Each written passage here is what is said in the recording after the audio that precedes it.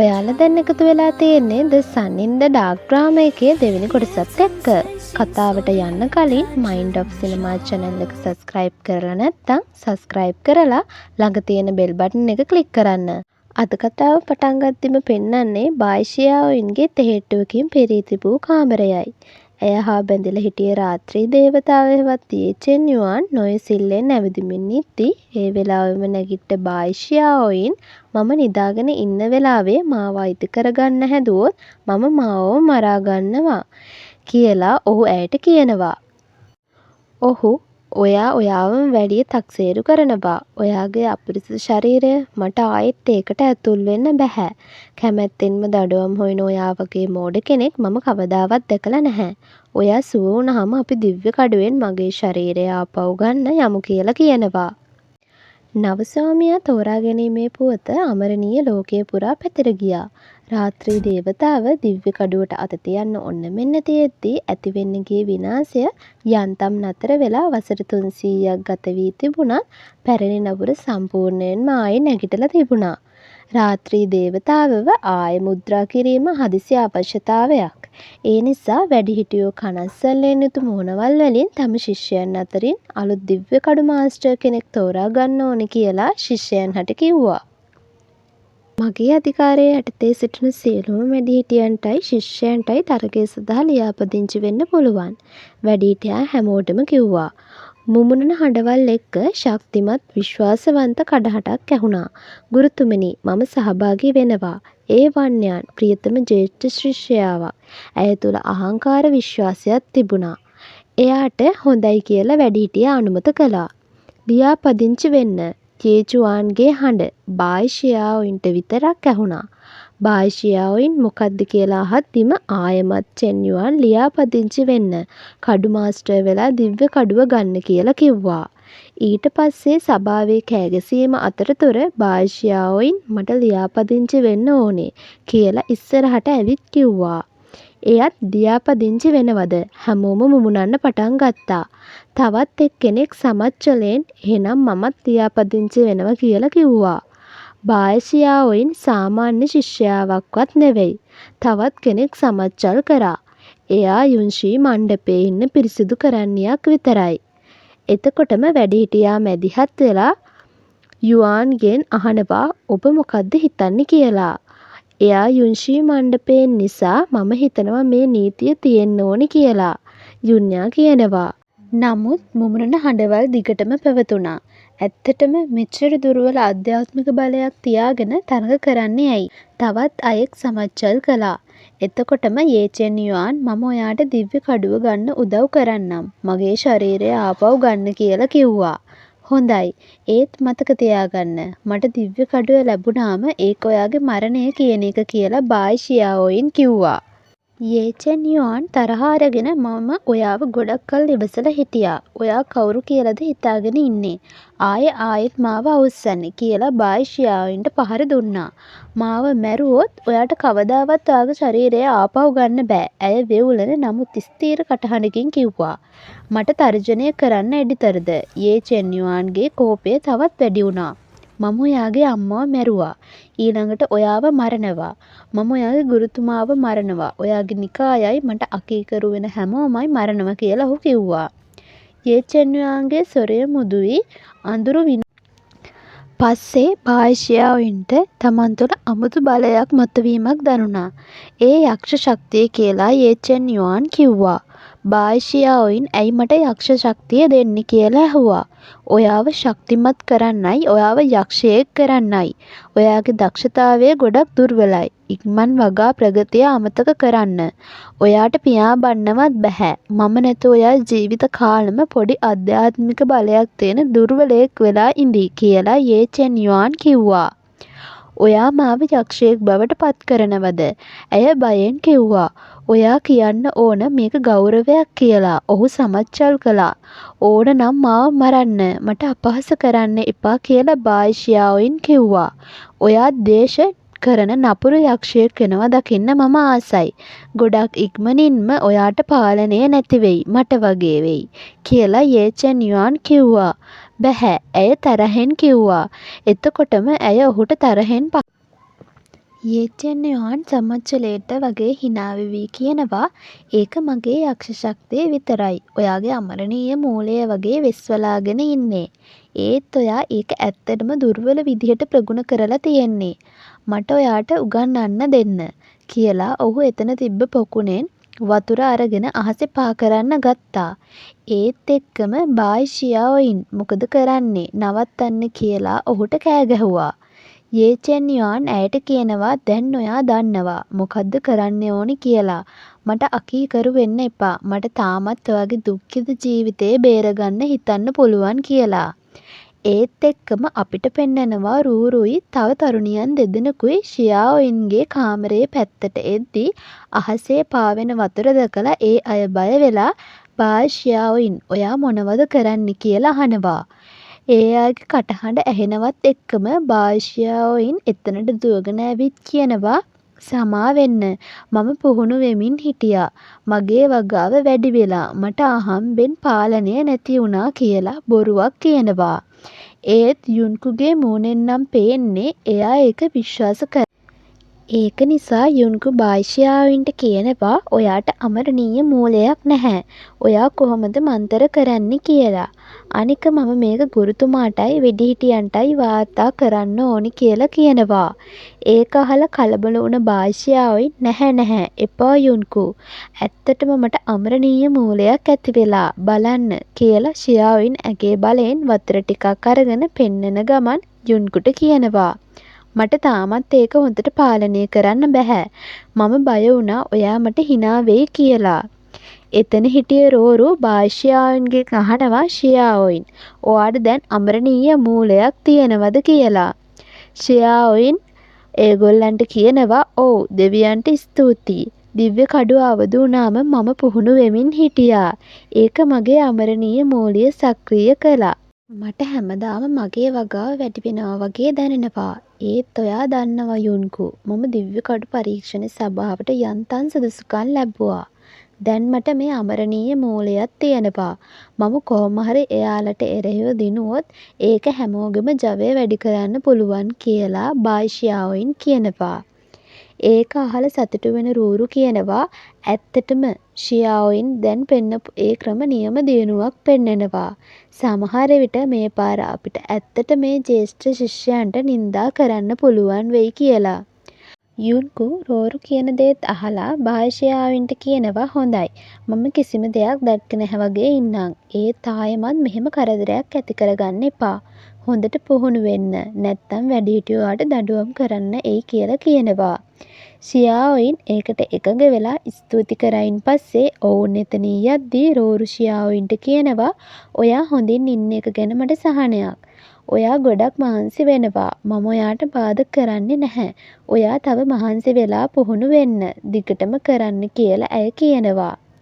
එතනට ආව යේචෙන්යුවන් සමච්චලයට බායි ෂියාओයින්ට කියනවා ඔයාගේ දුක්ඛිත වගාවත් එක්ක ඔයාට කඩුව ගන්න ඕනද?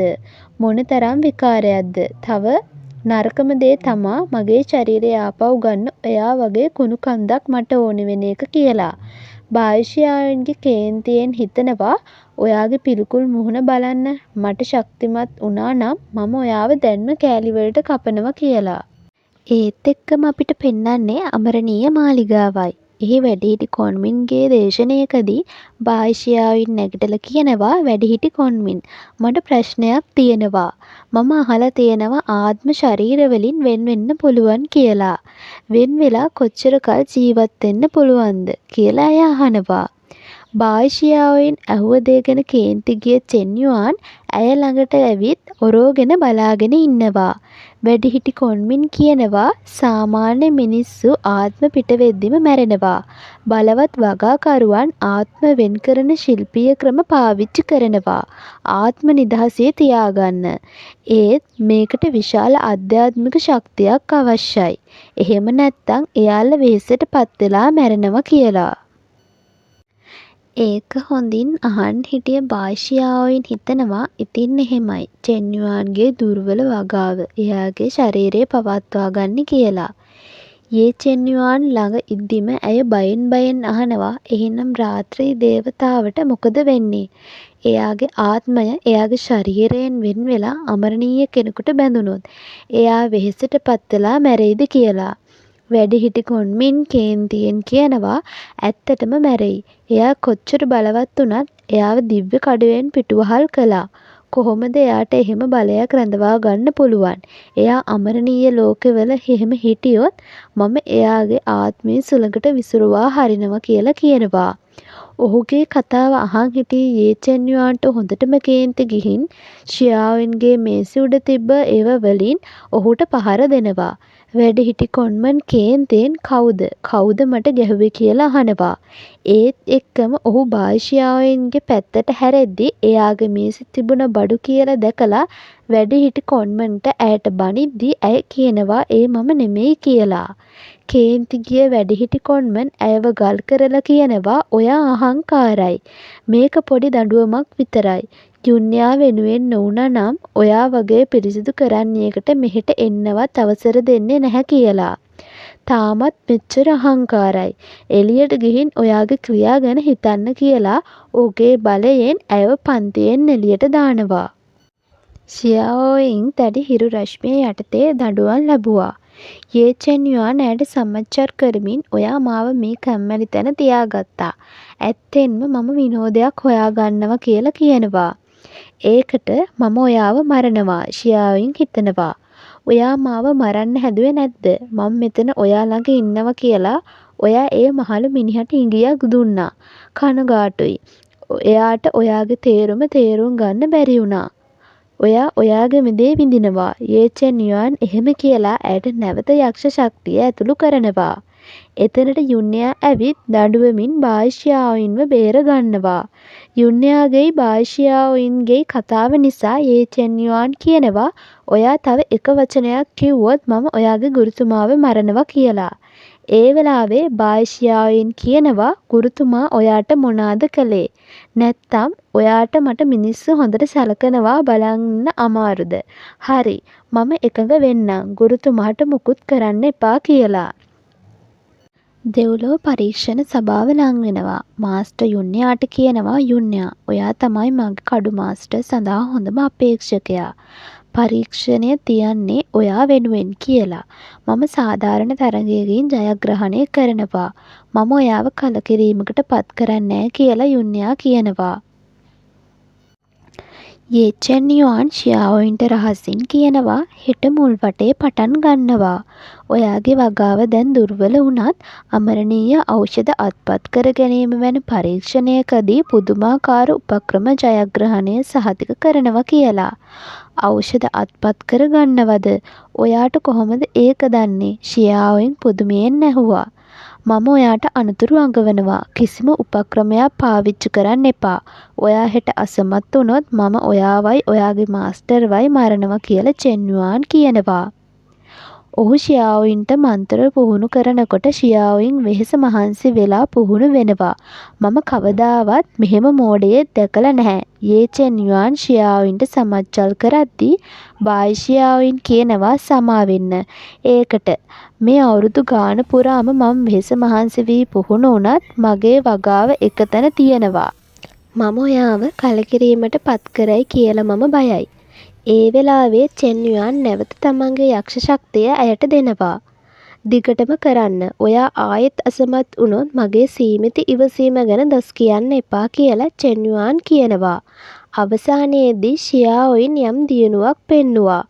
ඒක තමයි හරියටම මගේ දුෂ්කර මඟ පෙන්වීමට වටිනාකම කියලා චෙන් යුආන් කියනවා.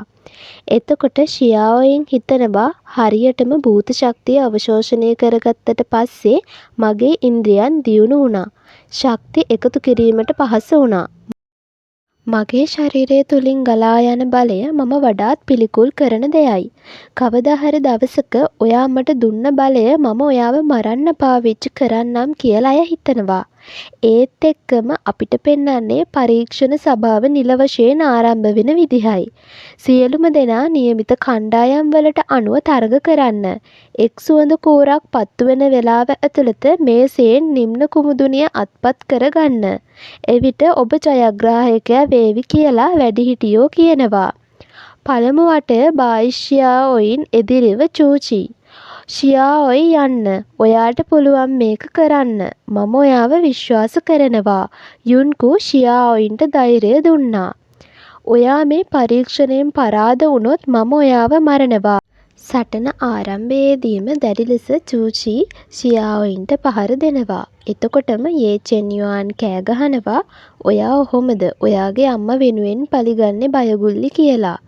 ඒකට කේන්ති ගිය ෂියාඔයින් කට වහගන්න කියලා චෙන්යුආන්ට කෑ ගහද්දිම ඇයගේ ශරීරයෙන් ලොකු ශක්තියක් පිට වෙලා චූචීව විසික් වෙලා යනවා. චෙන්යුආන් එතකොටම ෂියාඔයින්ට කියනවා ඉක්මනින් ගිහින් තරගය දිනන්න කියලා. ඒ නිසා ඇය සටන අවසානයේදී තරගය ජයග්‍රහණය කරනවා. යුන්කූ සහ ඇගේ යෙහෙලියන් ෂියාඔයින්ව වට කරගෙන ඇයට සුබ පතනවා. සටනින් පසුව යුන්යාන්ගේ වැඩිහිටියන් ප්‍රශ්න කරනවා ෂියාඔයින්ට අමරණීය මූලයක්වත් නැතුව කොහොමද ඔච්චර ශක්තියක් තියෙන්නේ කියලා. යුන්යා ෂියාඔයින් වෙනුවට පෙළී ඉඳලා ඇයව ඒකෙන් ගලව ගන්නවා. ඊට පස්සේ අපිට පෙන්නන්නේ යේ චෙන්යුආන් එක්ක ඉන්න ෂියාඔයින්වයි. මෙතනට වන්යාන් සහ ඇගේ ගෝලයෝ එනවා.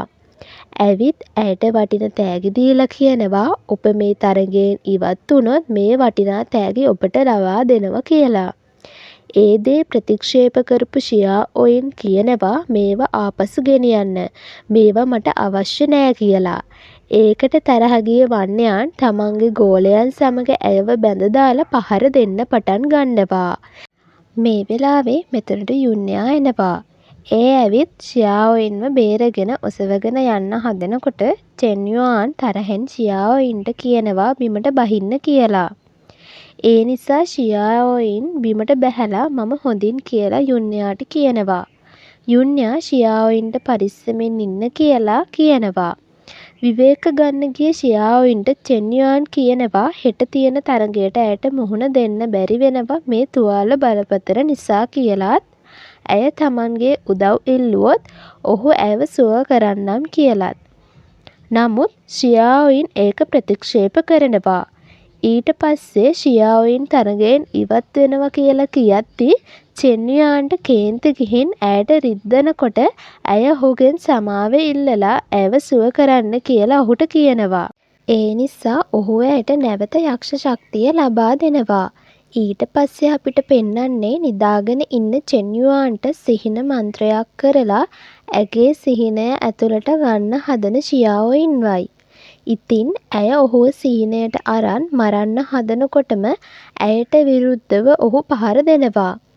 ඇය පස්සේ තේරුම් ගන්නවා මේ ඇයගේ සිහිනය නොවේ මේ චෙන්යුආන්ගේ සිහිනය කියලා. අද කොටස මෙතනින් අවසන් වෙනවා. ඔයාලා මේ කතාවට කැමති වුණාද කියලා කමෙන්ට් එකක් දාගෙන යන්න. එහෙනම් අපි ඊළඟ කොටසින් ඉක්මනට හමු වෙමු.